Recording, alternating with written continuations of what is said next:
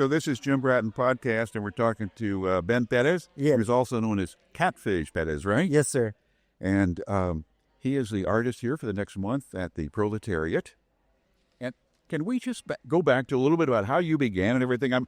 I was reading your bio. You've got such a varied background, starting with Astrodome or Astro World. Yeah, I was a caricature artist in the 80s, and as a kid, comic books were an escape. So I tried to emulate my favorite comic book artists. Right. And then there was Jim Davis who did Garfield, and I figured out shapes and how everything came together to create a cartoon or an image. And I just kept doing that over and over again, and it became, I've always made art. Ever since I can remember, I was painting and drawing. I got pretty good at it. I sold my first piece when I was 12 to an air conditioning company. Really? Yeah. And then in high school, I had to move to Humble, Texas. Right. And when I went to Humble High School, I made best friends with the other guy that was the artist there. His name's Craig Staggs, who's an animator in Austin, Texas now. He worked at Astro World and said, "Hey, man, you can draw. Why don't you come do caricatures with me?" And I'm like, I don't know. He's like, I can show you. And at the time, I was a dishwasher at Bennigan's, back when there was still Bennigan's around. Yeah. I was washing dishes one day at Bennigan's. I liked it and hated it at the same time because I got free food while I worked. But my manager came and said, "Hey, you have a phone call." And I picked up the phone, and it was the guy who ran the caricature booth at Astro World. Really? And he said, "I want you to quit washing dishes and come work for me." And I hung up the phone at Bennigan's and said I quit instantly, and quit then and there. The next day I was at Astro World learning how to do caricatures. Did you already know I don't want to get too far into the weeds here, but did you already know the sense of proportion with facial drawings and everything, or did you have to sort of be instructed in that? Oh, I got instructed. I had a grasp of it, but I had great mentors and instructors. My mentors were always like, if somebody's head looks like a carrot, draw a carrot and put some eyes on it. You know, the world is what you make it, and we control this. Caricatures are not, it's what we control. We make it happen. We make the magic. It's not portrait work. Exactly. He's like, have fun, and the world is, you own this. This is your world. Well, what a great beginning. And then how did it drift from there then? Well, as Astro World was coming to a close, it was about to close, and I left right before Astro World closed. And one of my mentors said, if you can't be exactly what you want, get as close as you possibly can. And so I got a job in an art supply store. Right. And some of my friends from there, we would go to a bar called Emo's. Right. In Montrose area. Right. And I became a doorman, and then a head doorman, then a beer bar and a bartender. And I got to utilize my skills as an artist to do rock posters for the rock bands that would play. And that was so rewarding and fun. It was really cool. Getting to book a band and then do the poster for the band that you booked, it was a wonderful thing. And I met so many people through the music industry. Right. And I was able to tap into posters and logos and album covers and buttons and T-shirt designs. And that just kept snowballing as I became a booking agent. After Emo's, I worked at Fitzgerald's as a booking agent. Wow. And when Sarah Fitzgerald, the owner, she saw my poster work, and she was like, "Well, now you make posters for me." And I said, "Okay, no problem." And being through the music scene, I made friends with a lot of people. One of them happened to be another one of my mentors, whose name was Ryan Scroggins, and he's one of the most excellent tattooers in the entire world. This is where I was going to say, okay, you're a visual artist now, working on paper and other medium that traditional medium. Yeah. Now, is this when you began the transition to tattoo then? Yes, because my friend, he recognized my work, and he said, "Man, you work really hard. Your artwork is good enough." Just like my friend Craig, when he brought me into caricatures, my friend Ryan, who brought me into tattooing, by saying, "Hey, man, you can do this. I can show you." And he was my mentor. I apprenticed under him.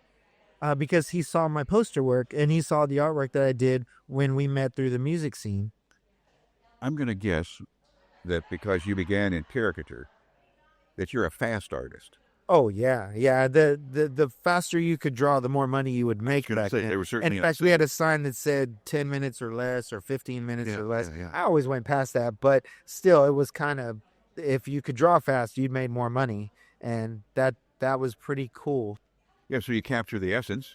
Yeah, exactly. And then sometimes I'll do a piece of art for someone, and then I tell them the price, and they tell me, well, It only took you 10 minutes. It took you 10 minutes. I'm like, yeah, but it took me my entire life to be able to do it in 10 minutes. I used to tell people when they say at the end of a voiceover, well, that only took you 15 minutes. I say, okay, you only make a whole bunch of mistakes and take an hour and a half. Would you feel better then? So you know where I'm coming from. You're good. Should not be a penalty. All right. So what we have here at the Proletariat are I'm going to call it small art or tiny art almost. Yes. When did that whole thing begin? And tell me about your procedure on these things. I just wonder how this all, would it zigzag on the backside of this? Well, okay, so I have to draw every day. It's like a need. It's not just what I do for a living, but it also relaxes me. It makes me feel better about the world. Yeah. It lets me get my feelings out. And so I constantly keep a sketchbook or something in my pocket. I've always got like your field notes, paper and drawings. You know. Yeah. Oh man. I've always got something on me to. By the way, they just showed me a book full of drawings and loose papers, and every one of them has something creative on it. Yeah. Oh man. And so I like drawing small because I can carry these books with me everywhere I go. And I think sometimes people look down on the fact that the pieces are small. Like, why is it so small? And it's, again, goes back to the speed thing. Yeah. Just because something is smaller doesn't mean it has less value. It's how it affects the person or how they feel about the artwork. And I have a lot of collectors. So to me, just because it's that size doesn't make it any less. Just did a quick glance at some of your work. It goes everywhere from whimsy to dark to... Are those moods that you're experiencing when you come up with the art? Oh, Does it just yes, jump from sir. your brain to the paper? Yes, sir. I'm pretty blessed in that I don't really get artist block. Yeah. I go out in the world and I see my friends, or I watch movies, or I read comic books, or I read a novel, or I'm here at the Proletariat with you. I'm probably going to draw a picture of you later. You know, you have a fantastic voice. It's inspiring. It makes me want to draw right now. Well, don't let me stop you. But that's what I'm saying. And so you'll see a lot of different elements in each piece, and that's maybe something I saw that day, or how I feel, or something I saw in the news, or how my girl makes me feel, and how you're making me feel special right now. Well, that's the whole point. Am I right that do I see some tracking back to Big Daddy Roth and that whole West Coast kind of broad era? Oh yeah, all that stuff was so inspiring. As a kid, I had tried to absorb everything I could possibly learn and get my hands on, and it's a point of contention in my house because I have so many books.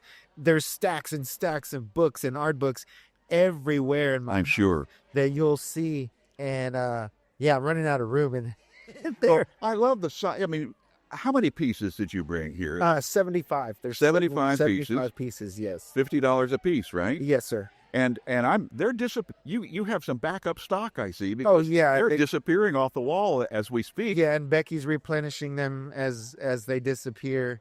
It makes me so happy that other people are happy seeing it. As an observer, and I'm sure a purchaser, your art does that. It just makes you feel good. Even the darker pieces make you feel good. Yeah.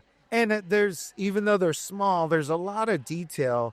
You can sit and stare at one for quite a while and find different elements, different things about the image that you will like. Did you work with India ink? India ink and Japanese brushes, very fine brushes.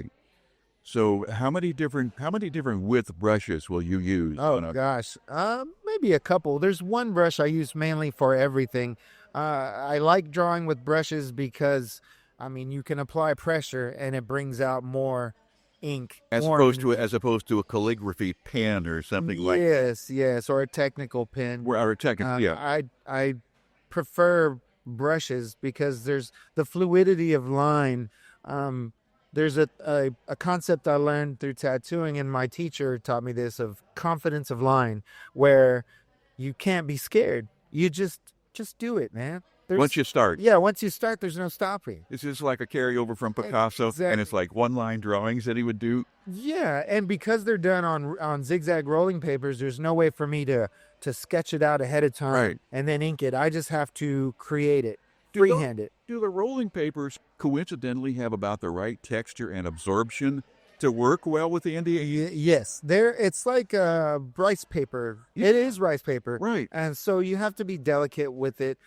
It's very absorbent, so each drawing is done in a single stroke. Each piece of the drawing is like one stroke at a time, and I have to do it quickly because the paper is very absorbent. So there's none of this back and forth sketch kind of thing. No, they're quick. Every line you see, there's a definite stroke that creates the image, and so you just gotta, one stroke at a time, just quickly make it happen, make the magic, and I love it. This has been an intriguing conversation. You have fans by the wall now, so I'm going to let you leave this interview and go sell some art and explain your beautiful concept to other people. Awesome. Thank you so much. I really Catfish appreciate Perez. it. What a treat. Thank you.